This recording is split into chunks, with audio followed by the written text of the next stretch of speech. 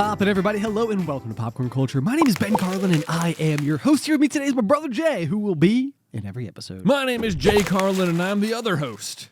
Oh, yeah. Yeah. I mean, I feel like I want to say I covered that. You want to say you covered that? Yeah, I think just, you know. We've been there, done that. Okay, well. Yeah. People know. People know who you are. Yeah. You've come up before. Yeah. Yeah. I'm here.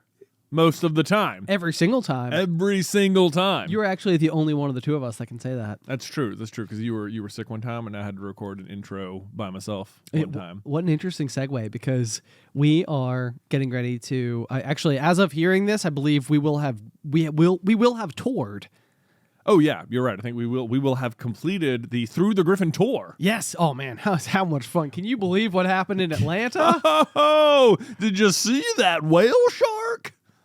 Oh, we probably will see a whale shark. I know. We're going to the aquarium. It's gonna be so much fun. Exactly. Plus, we saw the Magic totally whoop up on the Charlotte Hornets. Yeah, of course. That's definitely what happened. So many good times we're having. These are all things that we're expecting to do on tour. However, it has not happened yet, and the reason that you're hearing our voices and the way that we are speaking them right now. I'm doing a bad job setting this up. Do you want to take over? Well, as the other host, I think it's in my wheelhouse. You feel qualified. All right. Okay. So this week, while we were preparing for tour, it turns out we did a bad job of putting 1 week in between our Disney trip and going on tour. Yeah, we did a bad job. That. It was a lot of stuff. However, so what we're going to do for this week is we thought we would take some of our after the final pop episodes, like the episodes that we record exclusively for Patreon. Yes. Like the little after show. Usually Ben and I just talk for another 20 minutes about something we didn't get to on that week's episode of The Pop. We picked a few good ones for you guys. Yeah, so we went back, we picked some of our favorite ones there. We have like over 100 of these. If you want to sign up for Patreon, there's a huge backlog of After the Final Pops you can check out. But we went back through, handpicked a few of our favorite After the Final Pops, and we're just gonna give you guys a good preview of like what's out there. So if you're a patron, you might have already heard these, and if you're not, then enjoy. This is just new content for you. Yeah, it should be a lot of fun. And honestly, I am going through such a fun experience right now where I am like watching my first ever YouTuber like proper. How is that possible? I don't know how it's possible, Jay, but it's my life. I mean, and it's the Outdoor Boys. It's the Outdoor Boys YouTube Outdoor channel. Boys, dude. I've watched some of it and I see the appeal. It's like well done, but not like, it doesn't look like, this was some crazy professional editor. It looks like, a guy who learned how to edit, but also does outdoor stuff. Exactly. Yeah. There's like a quaint charm. There is an absolute charm to it when he digs out the snow. I think there's a few videos where he digs snow forts, but I watched one of them and I was just like, this is so cool. Like I love watching how you put it together and stuff. I mean, there's nothing. I mean, like whenever I was a kid, I feel like whenever it snowed, number one objective was to go and like create like a fort. Be in the snow. I mean, I remember several occasions where, yes, that was what we spent the day doing. Yes. I mean, we'd just be out there like hucking huge like walls of snow. And we never had enough snow that you could like dig into it and then do something fun with like the cavern. Yeah. You had to like make the cavern. You had to push all the snow from elsewhere into a big pile. Yeah. But anyway, the reason I'm bringing it up is because just this past weekend, we have been going through like his back catalog of videos, and we haven't watched them all or anything, but we watched a lot of the more recent ones. And I had the first occasion where I had like a subscription notification go off for like a channel where it was like, I couldn't wait for the next piece of content to come out. And I was like, Allie, there's a new Outdoor Boys. There's a new one. That's so funny. I mean, it's so funny that you're just like this many years into your own YouTube career experiencing this with a different creator. Yes, it's so much fun. Yeah. I mean, me and Allie keep talking about how much we would geek out if we ever met him or how hi, are you Luke from the Outdoor Boys YouTube channel? Oh my gosh, that's so funny. It's so much fun. It's so much fun. But the reason I bring it up is because we have After the Final Pop. So like if you've been like binge listening to the Pop and you're sort of like, man, I wish I had more. There's more. There's more. If you've only listened to the main show, if you get on the Patreon, you have a whole new library of stuff to binge. Yes, indeed. Yeah. So we won't continue to babble on any further because we will continue to do so from the past into your ear holes. I know. They told us to come in here and introduce the concept, and now I was like, well, we'll see how it goes. Yeah. We'll see how it goes. We've talked for a little bit too long. Yeah. Yeah. Now enjoy us talking more. Yeah. Bye. Pop. Hello and And welcome, everybody, to After the Final Pop, where, as always, we have to thank you so much for your support over here on Patreon. Yeah, guys, first of all, let me just say I had some oatmeal raisin cookies this weekend. Why? Yeah. Okay, so I'm just bringing this up because last week it seemed like it was, a huge topic of conversation. It was pretty big. Was the raisins. There's a really cool animation that There was. editor the Isybelle. Yeah. Isybelle the editor, rather. Animator the Isybelle. Yeah, she made. I did. It was super funny. And so this past weekend, though, I was at a party and there was just a big plate of cookies. And there was a situation where it was like, it was a little bit confusing because like what it looked like they were all oatmeal raisin cookies, but then, and some of them in fact were just oatmeal raisin cookies. Okay. But then mixed in were also some of like similar, there were just regular chocolate chip cookies mixed in. And those were easy to tell the difference between, like, these are chocolate chip cookies, these are oatmeal raisin cookies. But then also mixed in were like oatmeal raisin chocolate chip macadamia nut cookies. Okay. And so those were a little bit harder to tell because they looked like the oatmeal raisin cookies. And then you picked it up and you'd be like, wait, is this chocolate in here? Like, what's going on? Like, And what I found, startlingly, was that the mixing of the chocolate and the raisins inside of the oatmeal cookie together, not as good. Like, oh, so if you include chocolate chips and raisins in an oatmeal raisin cookie, it makes it worse? I would say it makes it worse. Oh, interesting. Yeah, so like the oatmeal raisin cookies were very good on their own. The chocolate chip cookies were very good on their own. But this like middle ground like stuff, it was like, this is leaving something to be desired. So it's like, you gotta, I think when it comes to these particular cookies, it's like, stay in your lane. Like, do what you do best. Like, no one's trying to get married over here, Like, so do you, okay, at this party, were these cookies as options labeled, or were they on the same plate? All on the same plate together, mixing and mingling like they belong together, like in a coexisting kind of cookie world. What? I know. I about upended the table. I mean, I expect so. I'm surprised you didn't come into work this morning and say, like, well, I am not welcome back somewhere. I'm not welcome back somewhere. But you know what? I died on that hill. I corrected an injustice. Let me ask you a question then.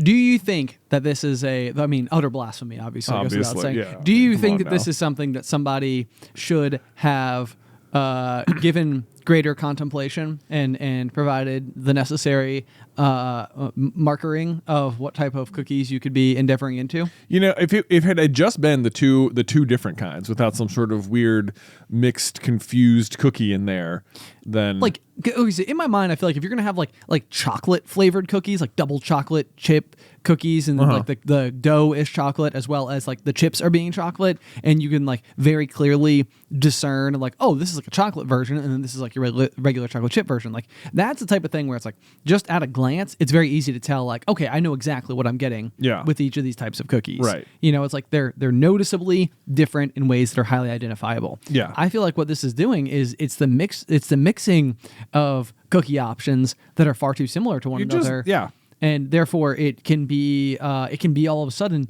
and unexpectedly disappointing. Yeah. I mean, it's setting people up for disappointment. You think you're grabbing one kind of cookie, you bite in, it's not that. Unacceptable. Yeah. So do you think that the host of this party had maybe entered, let's say, a flow state and was like I'm whipping up cookies, I'm making stuff left and I don't right. think they were homemade. Oh, they weren't homemade? I don't think they were homemade. Oh, wow. Another aspect of it, but at least not that I don't think they were, because they tasted like cookies I've had before. Okay. Like they were, which there is, and whatever it was, like the oatmeal raisin ones are really good. I went back for several. But, you went back for several. Yeah. Wow. Just dangling that right in front of me, aren't you? You're like, sometimes you get like, you're in these conversations, they're sort of like standing next to the table, and it's like you run out of thing to hold, and you're like, I need, sometimes there might be a dull point in the conversation where I need to like take a bite of food or a sip of drink or something, and it's like I ran out of things, so I guess I'll just have another cookie. Okay. Well, honestly, your version of it is a lot healthier than my version of it, Yeah. which is usually I like, especially if I'm like hosting a party or something, it's like you like to have like your prop drink. So I know exactly what you're talking about. I'm all for like having like something to like hold, because then like oftentimes you're having exactly what we described in today's episode, these conversations that are sort of like light in substance overall, and so you're just sort sort of like catching up on like the whatevers. Yeah, And the so whatevers. You don't always have like strong feelings or opinions or thoughts or like given something like a deep contemplation to where you're like, see, now it's so interesting that you said that. Let me delve into that more and explain further. Like a lot of times it's more like, how's work? Yeah, it's definitely more like that. Yeah. Yeah. What's new with you? It's like, well, I got a promotion. Oh, that's cool. What do you do Cool. now? Cool. And what did you do before? I had such fun. Maybe I can't even say it. Never mind. I'll just pass over that. That's fine. Wow, we'll just I know. swing and a miss. Swing and a miss. Swing and a miss. It'd be a great. It is fun information. I just can't tell you about it yet. Oh. You listener, but Ben already knows. When people are asking me like, "What's new at work?" I had a very fun answer. But I can't. Oh, yes. Yes. Okay, I know exactly what you're talking about. Yeah. It will be fun. It will be very exciting. Yeah. So, anyway, on the horizon. So now I'm curious horizon. though. So like, because this is the type of thing we were in today's episode, and I could tell that you were sort of like, Ben is so deep inside of his own freaking brain weeds right now, and it's just like sometimes I think I can sense you being like, I wish you would stop doing this because it would just make you happier and you would feel better about it. And like I can see the seething Right, coming you're out like of you. putting words in my mouth. Sure, cool. Yeah, that sounds like something you need to examine. Okay. So, that being said, no. So, going into today's episode, I was talking a lot about like my very deliberate and probably excessive amounts of introspection. Yeah. And how do you feel about that? I think it sometimes gets in your own way for sure. Is that not what I just said? Yeah. What? Isn't that what I just said? And then you said I was No. putting your words in your mouth. What? No. No, those are different things. Oh, different things. Okay. Yes. Okay. All right. Well, that sounds good. At least the table will be available. Sure. For review. So anyway, but no, so I think sometimes it's interesting because like I feel like a lot of times I'm coming at it from like a very vulnerable standpoint where it's sort of like this is not necessarily something that I particularly like love that I do but like also sort of can't help it. You know? Sure. It's like it's like it is definitely the older I get and the more that I don't know, like individual like little like twinges in life happen, combining with like the rest of like my brain soup or whatever. There's almost nothing I can do about the fact that, like I kind of like revisit ideas, I revisit like approaches that I had to things, like trying to understand like the underlying meaning, like motivations behind like all my various like ins, outs or whatever's. I tend to feel like, and correct me if I'm wrong, that you're typically like on the other end of the spectrum where you're like, I'm not really like second guessing or questioning these types of things. Not typically. No, I don't spend a lot of time. On like a huge amount of introspection, which is not to say like never, Sure. but it's certainly. I don't think like you would mistake that as like a core piece of my personality. Sure. Yeah. Yeah. So There's no introspection island or something in my brain. Oh yeah, there is in mine. Right, yeah. There must be. Well, or like maybe it's some like weird like like diesel engine that has like a whole bunch of like smoke billowing out of it because it's like we need like an oil change or something. It's like we've been going for way too long over here, bro. No, but so my curiosity was I was thinking about the plate of cookies and I was like, man, what a like to deliver a party a plate of cookies, some of which are gonna have raisins in them without even warning people of the potential for raisins. Yeah. It's like, man, that seems like a risky maneuver. One that you may even be like, man, they probably should have second thought that. They should have maybe gone back and been like, I probably should have put like little signs up. Oatmeal raisin cookies, chocolate chip cookies. Pick at your own risk. At your own risk, yeah. but there's also, because I feel like especially at a party where you've got like communal offerings like this, it's like it's unacceptable to pick something up and then put it back down. Well, for sure. And like, I mean, for just the sake of clarity, like the reason I'm bringing this up is because we talked about it last time and I thought it would be a funny thing to talk about, not because I'm truly bothered by it at all. Yeah, no, I got you. That, which is mostly why I was trying to use it as an example for reflective contemplation. Sure. Mostly. Yeah. Because it doesn't really matter. Yeah. Because the raisin conversation was really funny because I feel like it spurred off in like a million different directions. Then everybody I was talking to over like the weekend was like, so raisins, huh? Yeah. And I was like, oh, we got to talk about this. I know. What's up with the raisins? Yeah, if it's a hot button fruit product. It's a hot button fruit product.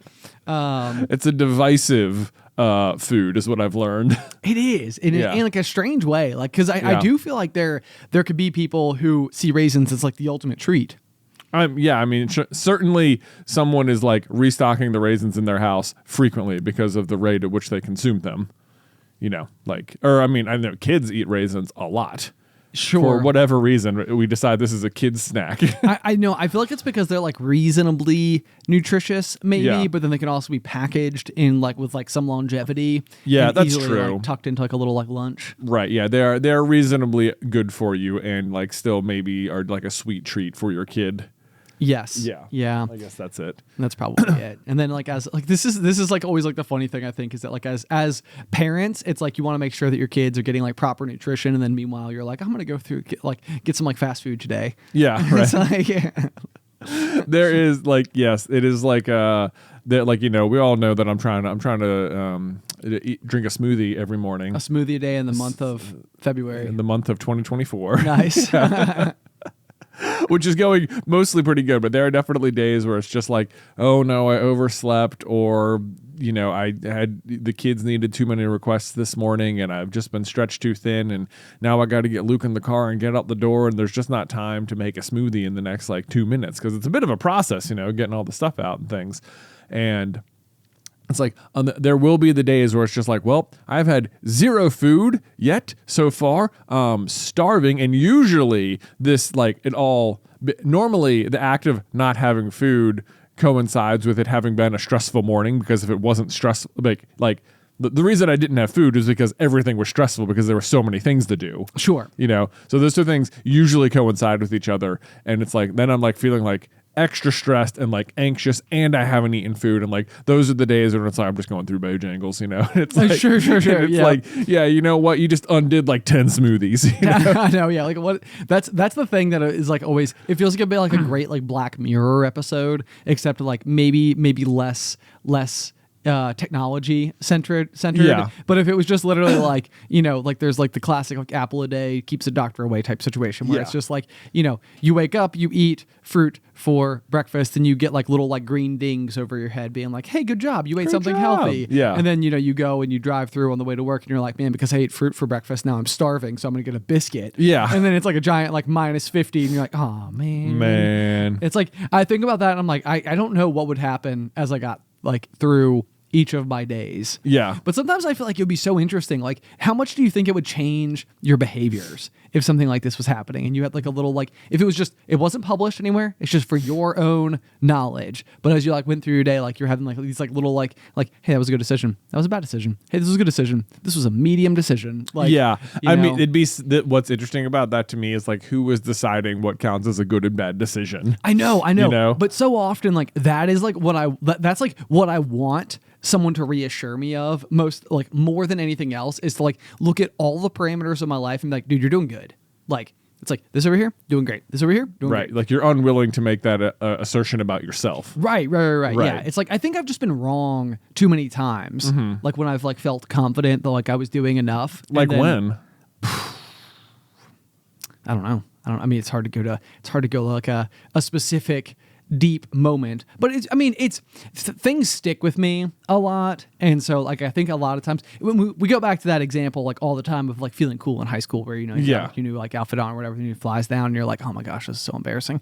It's like I think like that is like at the core so often is like the more confident I feel about something, almost certainly the likelihood that I am like turning a blind eye to some other important facet of all of it is almost like lurking around every corner. And I feel like it's happened too many times where it's like the more and more and more good I feel about something, the more people have like led me to believe that like that's like not like a safe mental position to be in.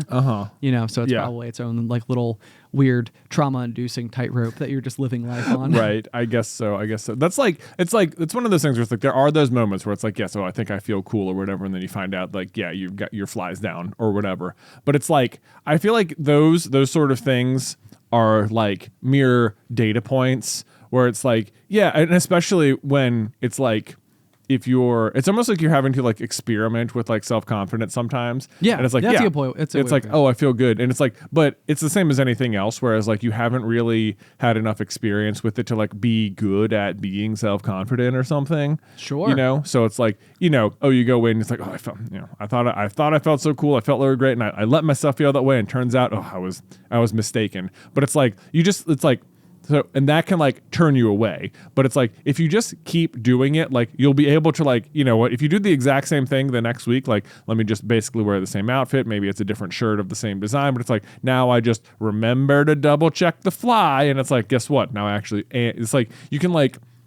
get to the point where it's like, okay, I've done it enough that like now I can actually confidently do it. Yeah. know? No, I do get what you're saying. Like this is again, there's like a little Name of the Wind reference you can make here, where when Kvothe is going through, he's like learning to become sort of like an inventor in this like magical world or whatever. And in order to pass his like original test, he like makes modifications to like a particular lamp he's making. Yeah. And his teacher is sort of like, I don't approve of these modifications. Like it seems like they would get into the wrong hands and therefore like not be a good thing. Yeah. And then like later on down the story, the teacher calls him in again. He's like, hey, why aren't you experimenting with anything new? Like you're never pushing the boundaries. Like this is not what we're looking for in a young inventor. And he's like, well, the last time I made a modification, you didn't exactly approve of it. And the teacher's like, what? So you're never going to get off the porch again? Right. Like, Yeah. You know, get it's one like, slap on the wrist. And, right. Yeah. It's like, I didn't approve of that one. Not like all creative thinking ever. Right. It's exactly like that. Yeah, it is like that, and Yeah. that's a good point. I think that's definitely like one of those things to like try to keep in mind. This is probably like one of those where my like fear, like, you know, like anytime somebody like brings something up or like corrects me or like, you know, points something out like this or whatever, my fear is that like I have just like sunk. Like, you know, if I had climbed like one rung, it's almost like I just sunk like 50 in the process of like, it's like, well, now I'm way in the wrong direction. When like, if anything, you just learned something Right. new. So like, Yeah. we're giving the example of like you're flying me down or whatever, and like, you know, learning to double check your fly is like, you know, that's a pretty easy enough and small enough lesson to not really feel like is that important. But I would say that these are all examples of much more important topics where maybe you've like accidentally stepped in it before and been like, ooh, okay, I needed to be corrected there, which means I probably know nothing about this, which probably means I need to learn like a whole bunch of stuff so that like in the future I can like never step in it again. Right. You know, but that like then it becomes very overwhelming. Right. You Yes. But it's all, yeah, I guess so. Yep. But it's like sometimes like even if you like step in it, it's also not like the end of the world. No, it's not. It's Yeah. not. Yeah, but that's yeah. It's probably putting way too much emphasis on attempting to steer clear of those moments. You know, it's like I think I personally put like way too much stock in like not wanting to have like come across negatively to like anyone. Right. You know, and so it's like But do you? Do I what? Do you ever come across negative? Yes, I do. Yeah, right. On occasion. Yeah, like there are instances. Right. And you're okay. This is true. Yeah. This is true. Yep. Good point. So there we go. We did it, everybody. Thank you guys so much, as always, for your support over here on Patreon. Until next time. Bye. Hello and welcome, everybody, to After the Final Pop, where, as always, we want to thank you so much for your support over here on Patreon. Yes, indeed. And we, as mentioned in the main episode, we've got our next quarterly merch item all sorted. Yeah, the pop socket. The pop socket. Ha! Exactly. Nailing So fun. it. I know. I'm a little conflicted because my phone is like also It's my your wallet, yeah. and like I don't think it really accommodates a pop socket very well. But like I really want to use it. I feel like you need to So- find like a new phone case that can still be a wallet that also has pop socket ability. Tall order. A tall order. Tall order. Well, yeah, I might need to, or maybe you can just put it on the back here. You know, maybe it'll just stick right to the leather. Let me see. Flip No it around. problem. Yeah, no, I don't see why not. What could possibly go wrong? Could you imagine if we talked like that all the time? Yeah, people would love it. It's like Indubitably. people are like, that's it. I'm done. I'm not Nope, no that's longer. it. Thank you for giving that to my ears. I will never get it out again. Exactly. Anyway, so I noticed in the show notes for Yeah. this week that you have a sentiment that I'm Yeah. curious about. It is that the noted and iconic candy regarded as Pez, P-E-Z. is the snickerdoodle Yeah. of candy. It sure, yeah, Ben, it sure is. which I would like to say is high insult. high insult to Yeah. what? Well, to Pez. To Pez or to Yeah. Snickerdoodle? No, to Pez. Like I think if you listen to the show, Snickerdoodle is one of those cookies that we growing up believed would be chocolate and caramel and peanut goodness. Yeah. And instead is kind of like a plain cookie with Like a plain buttery cinnamon or something. Yeah, like a buttery- It's like it. You know what? It says no. We're not that. We're like a cinnamon butter cookie. Emphasis on plain. yeah. So really when you it sounds really fun, and it sounds like maybe it's going to be cinnamon, but actually it's pretty much plain. But it's pretty much plain. Yeah. So the thing about it, though, I think, is that, like, do you remember when we were kids, we fell in love with the glory that is the iced oatmeal cookie? The iced oatmeal cookie, of course, Ben. Yeah, yes. iced oatmeals are incredible. They're so good. They are amazing. But, like, if somebody handed them to you and said, this is a box of packaged sunshine and rainbows, and you ate it, you might be disappointed. And I feel like that's what the Snickerdoodle does. It does, yeah. You know what? The other day we had some kind of Snickerdoodle cookie sent to us. It was like a frozen thing, and You had this? yeah, it was like, I think it was from, like, I don't know what it was. It's like one of those like mail order baked goods. Was companies. I there? No. No. Oh, okay. No. This was sent to your home. This was sent to my home. Okay. And Beth was like, oh, look at this. We can make this fun dessert thing. Like, how about everyone goes and does their homework, Luke? And then we will, by the time you're done, we'll have cookies ready. Amazing. Yeah, but they were Snickerdoodle cookies. Okay, Snickerdoodle Yeah, cookies. so, and I will say that we got them out of the oven, and they were all like warm and gooey. And I would say it is probably the best Snickerdoodle cookie I've ever had in my life. Oh, okay. Which is also to say, still only okay. So, but would you regard it as equal to Pez?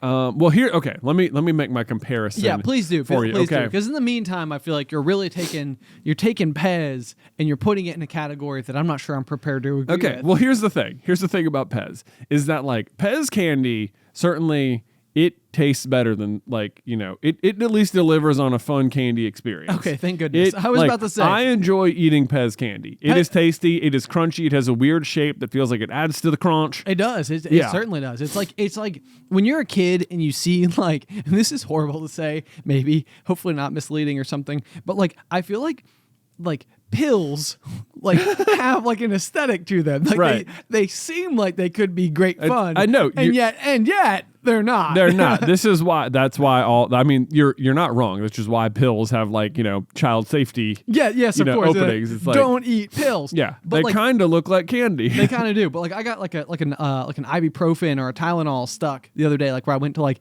take a swig of water and it like glued itself to my tongue for some reason, and it's got like just a horrifically bitter, not so good taste. So when Right. you eat the Pez candy, you're like, oh well, now that right there, That is good. Yeah, it delivers. I mean, it's otherwise just like, you know, a regular sugary like sweet tart or something, but there is like a little bit of extra tang on the Pez that I like. Okay. Or like there's like what, you know, I'm like craving like, it. My mouth is watering. Just I know. Talking about I know. it. Maybe we'll go down to the candy store after this and just like load up. It'll be great. But here's the thing. Here's my problem with Pez. Okay. Is that you're never like eating Pez candy just as Pez candy. It's not like someone's got a jar of Pez out and it's just the candy there, right? Could you imagine? But, yeah, right? Like, it would feel illegal. It is illegal. You can't do that. People would be doing it.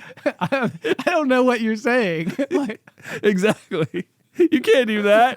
That's not how you eat Pez candy. You eat Pez candy out of a Pez dispenser, right? And like when you have a fully loaded Pez dispenser and you've got some fun character and you pull that head back and it spits out a candy, it is like the best feeling. It's so good. You're like, oh my gosh, this is like childhood in my hand. I said to myself, we always say Thomas Edison and the light bulb. Who invented the Pez? Who invented the Pez, you know? And but the problem is that, like, if you manage to get to the point where you have a fully loaded Pez dispenser with your Pez candy and it like then you're good. And it's like the end product is good when it's there. The problem is like it is positioned in such a way that you wouldn't just put the Pez in a bowl. You have to put it in the Pez dispenser because that's part of the experience. And the act of getting the Pez in the dispenser is so difficult and so annoying that like it ruins so much of the glory of Pez, especially as an adult with kids. Because like when I was a kid, I was like, whenever I had a new Pez dispenser, you know, it would come with its 3 little stacks of Pez. Yeah. And you'd be like, this is going to be a great 30 pieces of candy. But that's the thing too. Like I would say, like I remember in like operations management, we learned about, it was just like a class I took in college. You learned about like the phrase, and I've talked about it on numerous occasions, the just noticeable difference. And the psychology behind the just noticeable difference is basically like if you were to take like a packet of M&Ms and there's, let's just say, an average of 40 M&Ms per pack. Yeah. You know, at some point in time, the M&M company might be like, guys, what would happen if we lowered it to like 37? It's like people might not notice that their pack of candy featured fewer M&Ms than it did before. Right, but And- like every million packages that went out, they just saved 3 million M&Ms. Exactly. Yeah. Yeah. Because now they're not like packing them in there, which means that that's like that much more that they're able to produce and that much more profit margin because nobody noticed, so they're still Right. selling it for the same price. The thing about the Pez that I think is remarkable is that like I feel like they did this exact equation in reverse. Like as a kid, there was never enough candy, but like the thing that always blew my mind about the Pez dispenser is that it always lasted just a little bit longer than I expected it to. Okay, that's an interesting take.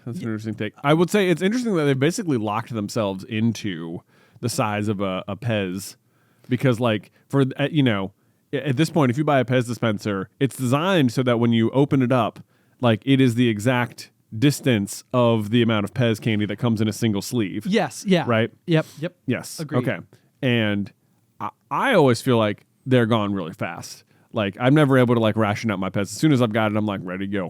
You know, amazing. have another one. I gotta have another one. And they're gone. Gosh, which is a bummer. But like the problem isn't even that. The problem is just getting them into the dispenser. And it's like because of the shape of the packaging of the candy itself, it looks like they have like tried to help you in this way. Like it feels like there must be a way to open the package such that you can slide all 10 in at once in a fast, easy loading motion. And the fact is there isn't. Like there's no way.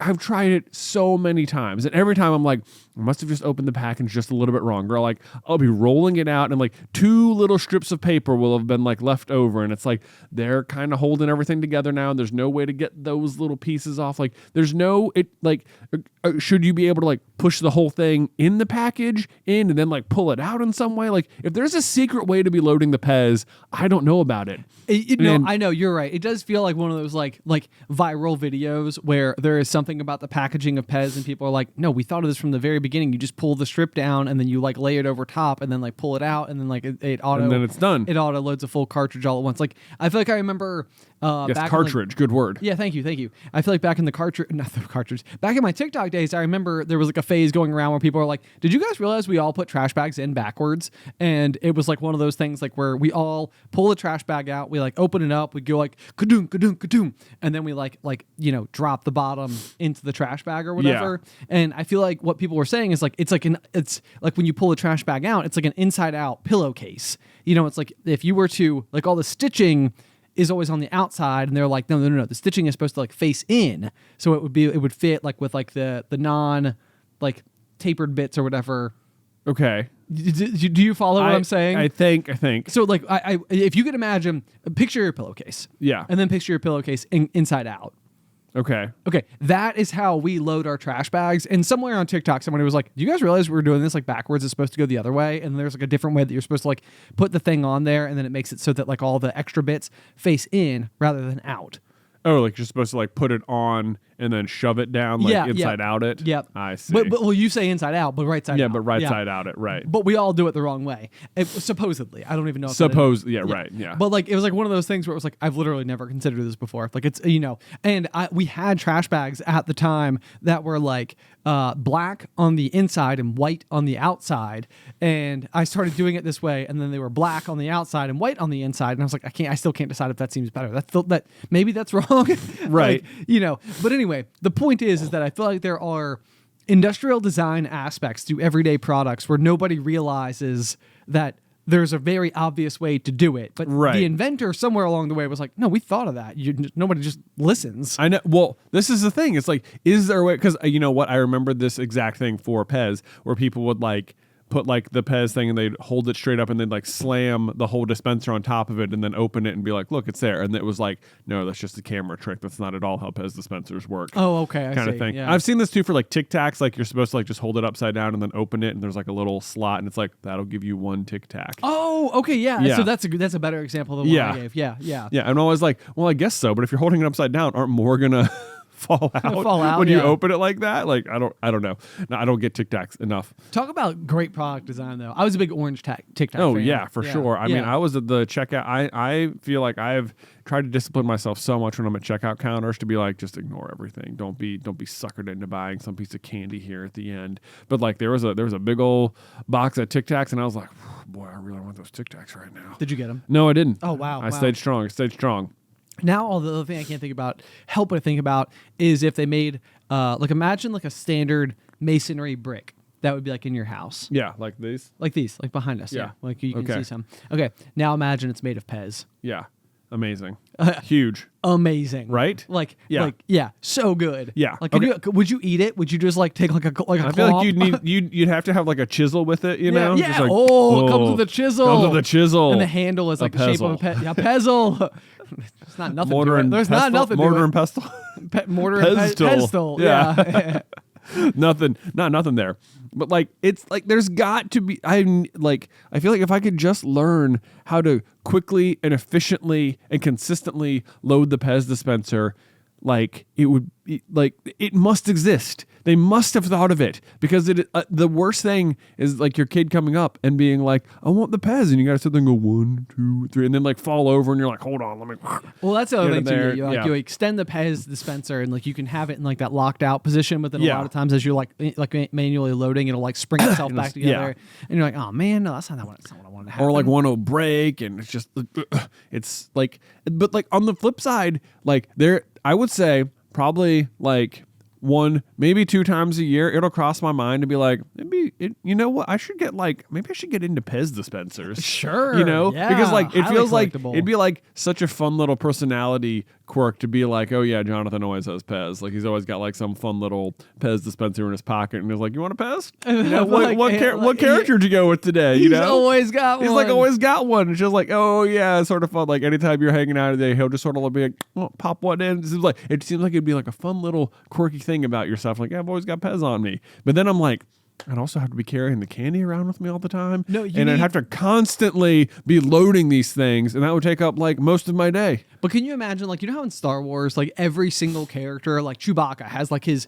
like thing. Wow, that was a good Chewbacca impression. He's got like that thing that like comes across his chest and like presumably like holds ammo or something. And then like I feel like Han Solo's got like a couple like little like they almost look like pen holsters or something. But like on his getup, it's like you're just that, but you just have like a little Pez dispenser. Right. It's like, hey, can I grab one from? Let's see, what do you got? Like lemon and Mickey. I'll take that. Oh yeah, I'll do that one. That sounds good. Yeah, you know, and then exactly. And then you like, here you go. Have a Pez. They're so fun. It'd be so fun, except that it's not. It's like the promise is that like that's what it feels like. It's like whenever I see Pez, it's like this is the dream. It's like giving you a dream to like you could be that guy with the Pez. You could have a fun little collection of things, and you could have easy access candy whenever you want in your pocket. That'll be like cool and neat. But no, it's impossible because they're not easy to load and they run out too fast. And it should be so good. It's like it's right on the cusp of being amazing, and instead it's just disappointing, and that's why it's the snickerdoodle of candy. Wow. Okay. I understand the argument. Yeah. But I mean, I can still, as an adult, be excited about a Pez. Okay. And I'm still just thinking about my brick-sized one, and I'm like, they make those gummy bears where it's like a 1 pound gummy bear that you can buy, and it's like, it's brick shaped, it's brick sized, it's like it's like way too much gummy bear. Yeah. And I'm not gonna lie, I have like an endless fascination with him. I'm like, well, does it taste like regular gummy bear? Does it taste like a different consistency? Like, how do they keep it so big? I know. Like, would it taste different? Would it just be like kind of weird to eat that big thing? Yeah. I don't know. I will say, I remember once upon a time in high school, me and our buddy John, we decided we'd just go show up at our cross country coach's house, like at 8 at night or something. Yeah, why not? Yeah. I'm sure he loved that. I'm sure he did. He invited us in and stuff. It was fine. That's great. It was crazy. Did you guys play pool? We did play pool. Nice. Yes. Nice. And in the I can't believe you let us in. What's going on? Think about that now. I know. Think about that now. I know. Like somebody, like anybody showing up at your house, even if it's me at 8 o'clock at night, and just be like, "What up? Can I hang?" What's I'm up? like, no. But he invited us in. Like, hey, you want to play some pool or something? It was such cool coaches and stuff. But in his basement, he was a big New England Patriots fan. I don't know. I'm having trouble remembering. It was either a football helmet shaped or like a NASCAR shaped Pez dispenser, but that was still like New England Patriots, but as if the Patriots had a NASCAR. As if, yeah. Yeah, why right. not? Yeah. Yeah, but and it like had like a tiny little Pez dispenser thing on top, and you like pushed a button and it would give you a new one. But it must have been like, you know, it was clearly it held way more than your regular Pez dispenser. It must have held like, you know, upwards of like 50 or 100 or something. And it was like you could just like press it, grab it, and it was like, this is pretty great. I still think about it. I'm like, that was the best Pez dispenser ever. McGuire. McGuire, Yes. where did you get Where that? did you get your Pez dispenser? I need it. I need that. Oh man, that's so funny. That's Yeah. so funny. Yeah. I mean, maybe we can. I bet it would not be hard to search. It's probably out. not hard to find like Pez dispensers that distribute more than. So, do the jumbo Pez dispensers hold like a Pez sleeve? Yeah, have you ever seen like the big ones? I've seen the big ones. Yeah, It's like what are they doing? Like, I know. Are Do they like, hold bigger Pez or just more Pez? Yeah, how does it work? I don't know. Now I need to. Now Well, we need to I'm know. gonna deep dive some Pez. Now I'm also curious if we can somehow create Pez dispensers. Oh, that'd be cool. Like a custom Pez, Right. Not so bad.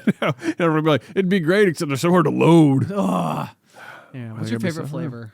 Oh, probably red. Red. Yeah. Yeah, I was gonna say I like red too. Yeah, red. Red's always good, but I also like yellow, and I wouldn't honestly pass on a purple either. Yeah. Yeah. So Do you have like a?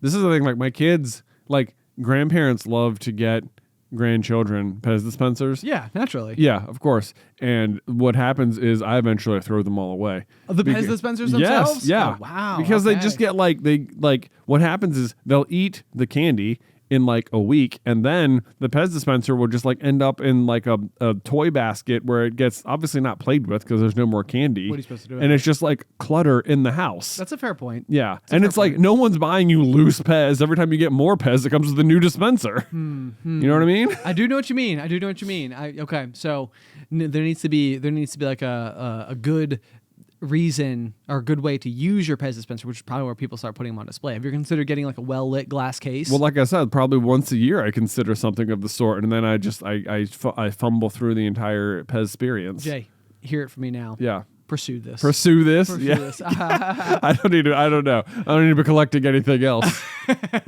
Anyway, guys, be sure to let us know your favorite color of Pez. But otherwise, And if you have a go-to Pez dispenser. yeah, that's a good question too. Mm-hmm. I that's like one of those where it's like somebody could totally sell me on like a $100 Pez dispenser, and it's like made of metal or something. Oh. Like really nice. Like, oh yeah, like industrial Pez. Yeah. It's like the last. You can one like you'll ever lock need. it into the safety position to load. Not so bad. Yeah. Not so bad. Maybe it even has like a little like scoring. Oh, that's what the Pez dispensers could have. It's like a scoring device that's like evenly spaced, so you can like scrape it down the sides, peel back the layer, and then just like drop all the Just drop Pez it right, in. right into the thing. Yeah. Ah, If only. goals. Goals, Pez. Anyway, guys. Up your game. Thank you so much as ever. Until next time.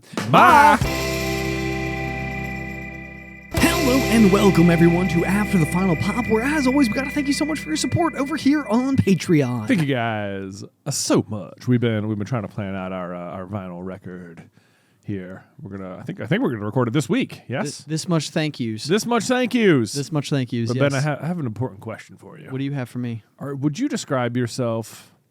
Would you say that you're a nog man? Eggnog, man. A nog man? We talking eggnog? We talking egg. I don't know what kind of hell. What other kind of nog there is? I know, yeah. Like, and if anything, I'm like trying to think of something grosser than egg. It's not the best name. Ham nog. Ham nog. It's made out of ham yolk. It's got a smack of ham to it. That's it's just hot ham water. Yeah. Not ham water. That's an Arrested Development reference that like Oh my one person got. I hope no more than one person got hot ham water. Hot ham water. It's got a smack of ham to it. So watery. I mean, maybe so, because Hey Brother literally came from Arrested Development. Arrested Development, Yeah. Buster Bluth. Yeah, Buster Bluth. Hey Brother. Smack of ham to it. Yeah. Same character even. I don't know, Jay. I don't know. You don't know? I don't know, because I mean, no matter what, I love the idea of it. Yeah, Like I'm I'm like- not in like I'm when I think about like, do I want eggnog? The answer is yes. Yeah. You know? Okay. But then like when I have it, I think it's always just immediately too rich. Well, I mean, it's extremely rich via it being mostly cream. Mostly cream. eggs. Yeah, and Yeah. eggs. Yeah. So it's like, I don't know. So I think there's that piece of me. Like I even remember like Christmas Vacation where they've got like the nog tank or whatever. Yeah. They've got like the moose shaped, Yeah. glasses. Which I think is a vacation reference. Oh, is it? Yeah, because in the first one they're like going to like, Bali World. wherever they're going, the mascot is the moose. Is it really? Yeah. Yes. Okay, did not know that. Okay, there you go. Never knew that was a reference. Yes, so that's a I was reference. always just like, I just want those cups. Oh, me too. Yeah, Absolutely. they are great, and like moose is like part of like Carlin family culture. It absolutely is. I know when Eddie comes up and hits the little propeller thing. It just like knocked. Yeah. He's just like, huh. Yeah. Well, there we go. I guess that happened. Cousin Eddie.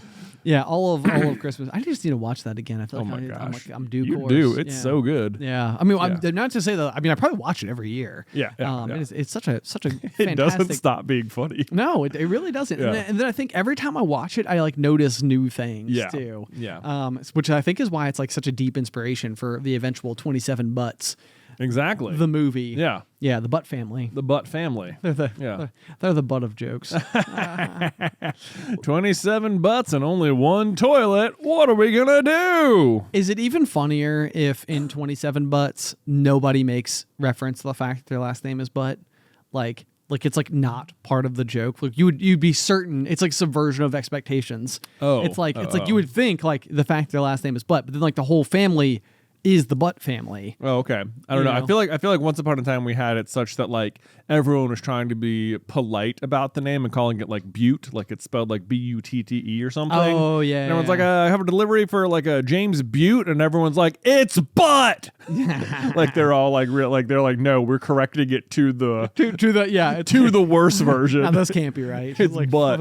The Butte family. The Buttes. Or maybe it's spelled Butt, and then everybody keeps saying Butte, and it's like they're trying to avoid it. Yeah. It's like, Yeah. it's like this is a Butte family. It says Butt. It's Butt. We're the Butts. There's Thank no you. E on the end. Yeah. Yeah. Would you like to use our restroom? Because there's a line. There's a line. Yes. Yeah. 27 butts and only one restroom. Only one restroom. Goodness me. Sitting on top of that quarry. Hope nothing falls in.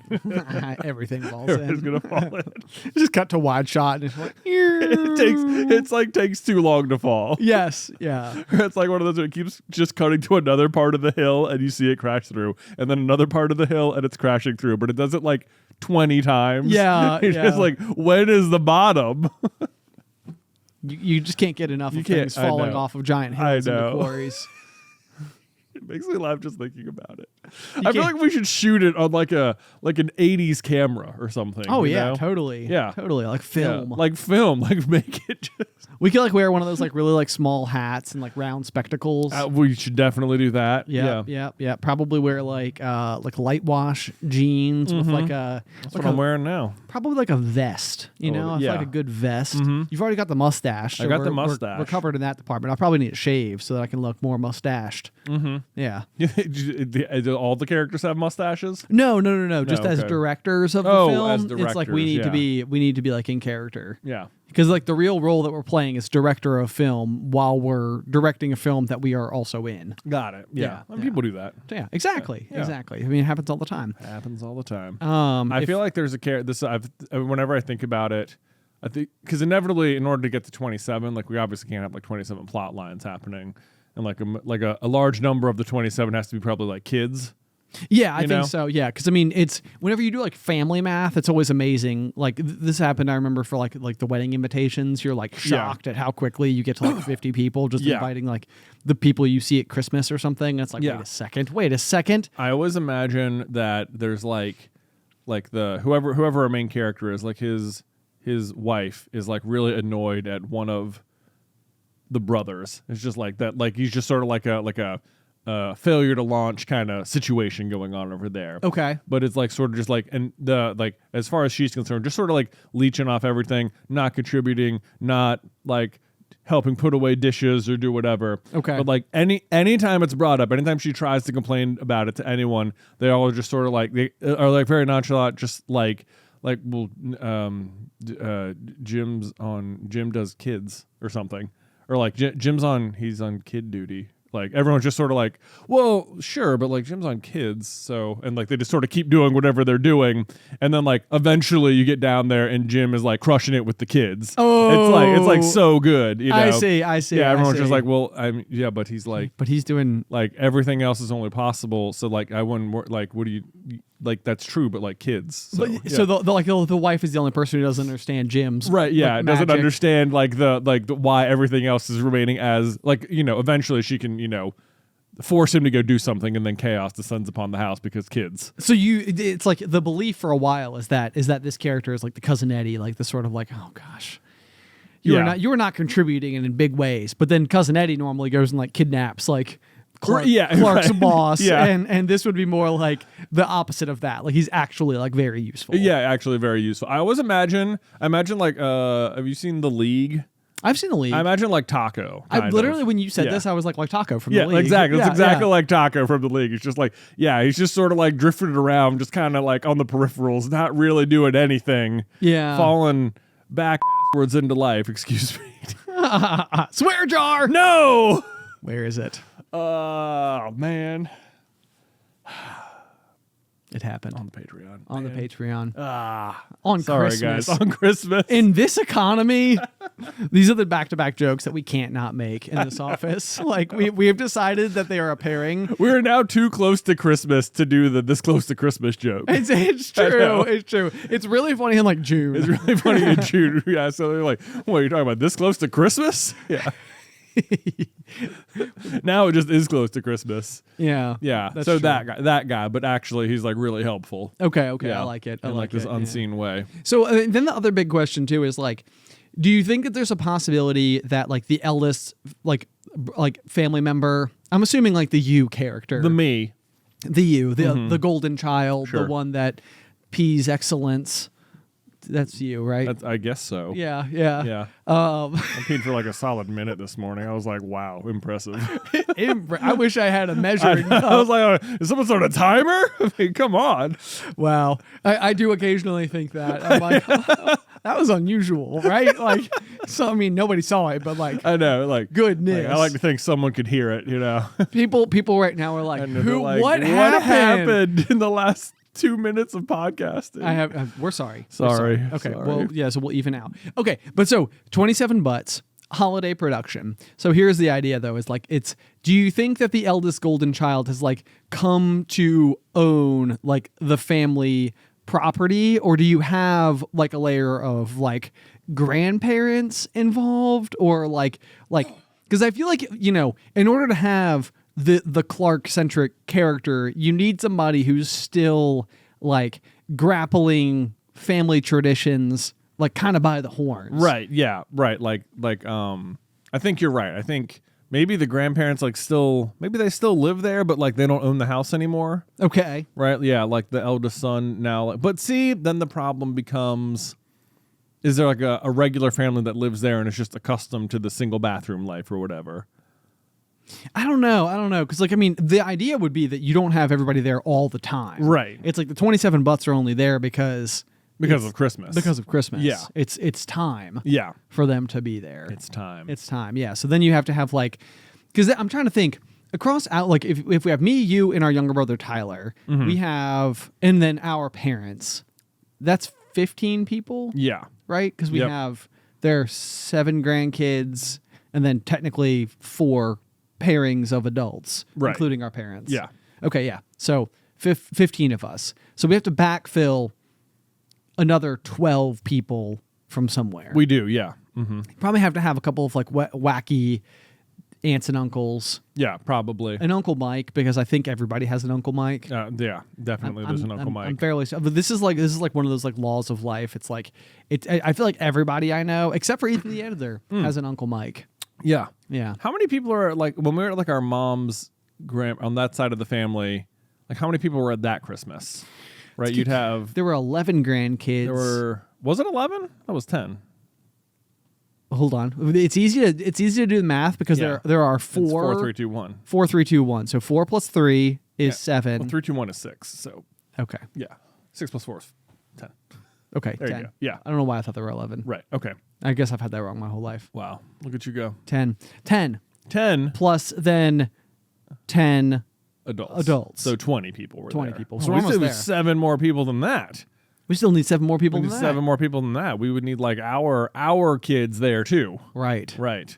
Yeah. Then you'd be there. Then you're there. Then you're there. Then you got all the generations. Yep. You'd probably have like the high achieving like cousin who shows up. Right. Yeah. You know. I mean, you can cover basically every single family stereotype ever. Yeah. They'll all be there. They're all there. And they're all gonna have like their own like little like isms. Right. There's probably like a kid who's like playing video games the whole time with like headphones on and just keeps like missing like the really like eventful things in the background. Exactly. Yeah, you Yeah. got to have that. I feel like some of the magic though when you watch Christmas Vacation is like he has this giant house full of people, but like really Clark still gets most of the screen time. He does. You know, It's like true. the other family members are like present and they're like contributing to all of like the chaos and stress, but they're not like they don't really have like arcs. No, and I don't necessarily think that they all need to, but Yeah. I love the idea of there being like running continuity in the background. Absolutely, yeah. With many of them, where there's like little isms where it's kind of like you kind of keep seeing that they're all like wearing like t-shirts that reference like other things that we know about them that are like weird takes or whatever. Right. You know, it's like oh yeah, look at that. Yes. So that like every shot contains like multitudes. Oh man, yeah, it's gonna be a fun movie to make someday. I think maybe. so. Yeah, maybe. Which is also it's going to be great because then like you know like before and after movies like there's like the production company, it's like a tree, it's like struck by lightning, or like DreamWorks has like the little kid sitting on the end of like the moon. Yeah. Pixar's the lamp. You know, ours is going to be like 27 Butts Productions. Like a flush. A flush. And our logo is like a toilet. Oh goodness. We make Yeah. crappy movies. Oh, we just lean right into it. Lean right on into it. Like really good bad movies. really good bad movies. Exactly. Yeah. Yeah. That's I mean, I feel like I'm not qualified to do anything else. Yeah. That's it. That'll be our thing. It's like because if I try to create something extraordinary, it's like I can't. It'll be extraordinary for what it is. For what it is. But it's like I could never make like everything everywhere all at once. No. Yeah. I'm not. I haven't seen it, so I really couldn't. But Well, it's wacky. yeah. Yeah. But it's wacky in a different way. Okay. Yeah. Yeah. Like a best picture kind of way. Got it. Yeah. Yeah.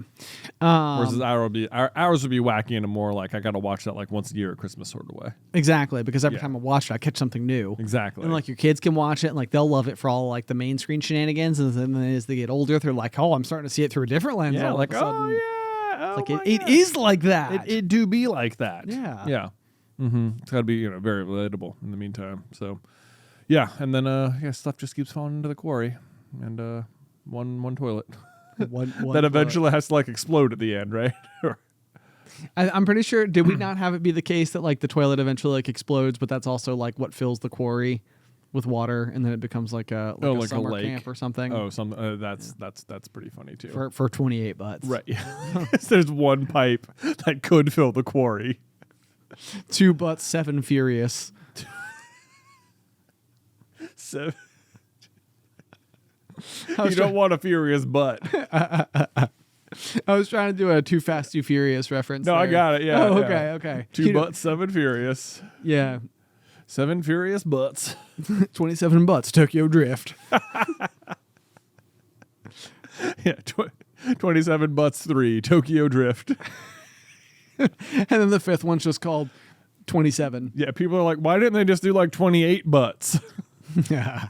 Because It's too obvious. there are naming conventions. Come on, Thank you guys. very much. Exactly. I would love it. You could just even like skip around, just be like, yeah, there's like more family members and stuff. You could go to like 27, and the next one's just like 32, because like there were so many people, like a bunch of people had kids. That's true. You know. Yeah. But then like you kind of go back. But then it's like you go back down. It's like it's 27 and then 32 and then it's like 30, and it's like, oh no, people died. Oh no. I know. It's That- sad. that And is people will be very- like, why is it out of order? And you'd be Yeah. like, well, there's actually a pretty good reason. The grandparents died. Yeah. Yeah. Yeah. And then it's like 27, 32, 30, back to 27. I don't know what to tell you. I don't know what to tell Some you. people got divorced this time. Yeah. Which 27 butts? The first one or the fourth one? It's always 27 butts, but like slight modifications. Yeah. There cannot be more or less than 27 butts. Right. Yeah. That's the hard line. Right. Right. Yeah. I like this. They keep having the same problem. Not again. Are we ever gonna? How do you, 27 butts too, alone in New York City. We're just 27 people alone together in New York City? in New York City, stranded by ourselves together. Yeah, they just get like stuck in the top of like a hotel tower, and like they can't leave because like there's a Die Hard situation happening like a floor below, so they're all just stuck in that one room. Yeah, And there you there's go. just one toilet. Once again, Once it's again. like it's. It can't be. My mind immediately was then sort of like, and then we could have one where they're like in like an airplane terminal or something like that, and I'm like, okay, at least there's more than one bathroom this time. And then like the guard comes over and like puts like a like the Yeah, they're like, well, we could just go through. It's like, you can't go underneath caution tape. it's caution. I'm going in. So we need to set up the caution tape bit then, like in the original 27 butts. Yeah, right. like caution tape is something that the Butt family like abides by. Exactly, all the time. It's like, oh, you can't go in there. It's like, why? Can't It's go like in because there. there's caution tape. It's like, yeah. Then like- the same wife who doesn't like Jim is just sort of like, "No, this is ridiculous." She's like the realist person. yes, Like, I'm going under the caution tape, and they're like, oh, it's maybe like superstitious or something. She yes, does. yes. Bad things keep happening to her. It would be really funny if she like went through the caution tape and then like the floor immediately gave out and she just falls out of the frame. It's like You cut to the outside of the airport, and it's the same thing. It's just like, she's just like falling for 20 frames. then she just like somehow survive and like And then- come back yeah. to the door. And then she just like walks to the door. And you're like, It would be funny to like not address it and she just shows back up at the door later. yeah, exactly. She's like, We told you. we told you. Yeah, she just shows back. The Butt family doesn't go under They caution don't go tape. under caution tape. They had to have a reason. Oh my gosh. Okay. All right. We're building the lore. There you go. All We, right. what we're missing so far is like the plot. Well, it's good old fashioned family Christmas, you know. It practically writes itself Practically right itself. People have to be there because of Christmas. because of Christmas. That's the reason. Yeah. Is there okay? So one of the things that I love about Christmas Vacation is that when he goes into the office to wish his boss a Merry Christmas, Yeah. he's holding a gift, and then there's a row of gifts that everybody else in the office has brought him, and Yeah. they're all wrapped exactly the same, The exact It's like- same shape. It's like everybody bought this same thing for I their know. boss.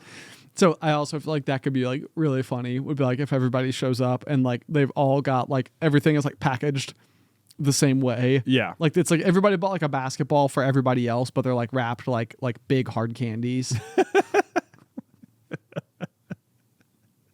That would be great. Yes, that's fun. So you have well, okay, I was about to be like, how do you math that out? And I was like, okay, if 27 people all give each other basketballs, how many basketballs is that? 27. Yeah, I was gonna say, unless each person bought one basketball for everyone else. In which case, that's a lot of basketballs. Yeah. Then it's like what, 26 times 27. Let me tell you what's definitely falling in the quarry. Just so many basketballs. All the basketballs. All of the basketballs. Earlier in the movie, a basketball hoop will have fallen in the quarry. Oh, yeah. And you'll be like, oh my God, what's going to go in? None of them do. They just all miss. It's just all, it's like you see it land earlier and you're like, why was that there? And then you see the basketballs and you're like, oh my gosh. And then it's like you're showing the camera and it's like they're not even close. It's not like they just barely miss. It's like it's over here. They're like way over here. It's like, oh What? man. Set up for no reason. For no reason. This is the kind of subversion of expectations you love to see. This is what you can come to expect from 27 Butts production. It's pure silliness. Somewhere the line somewhere between Monty Python and the Holy Grail and Christmas Vacation. Mm-hmm. Yeah. That's what we're dealing with. Anyway, Oh my guys. gosh, that is what happens in Monty Python, right? When he's like when Lancelot's like running at the castle. And they like keep cutting to him, and they keep playing the same clip. Yes, and he's like he's only- not any he's not closer. any closer, and then he's just there. Yes. They're like- That. they're like playing like the momentous music. Yeah. He's like, Gonna have to watch Monty Python again too. Oh my gosh, we talk about it enough. We sure do. Anyway, guys, we hope that you had a very merry holiday season, and thank you for your support on Patreon. Yes. Throughout the course of 2024, vinyl record recording inbound. Inbound. It's gonna be good times. It will be. It's gonna be good times. Yep. All right, y'all. Until next time. Bye.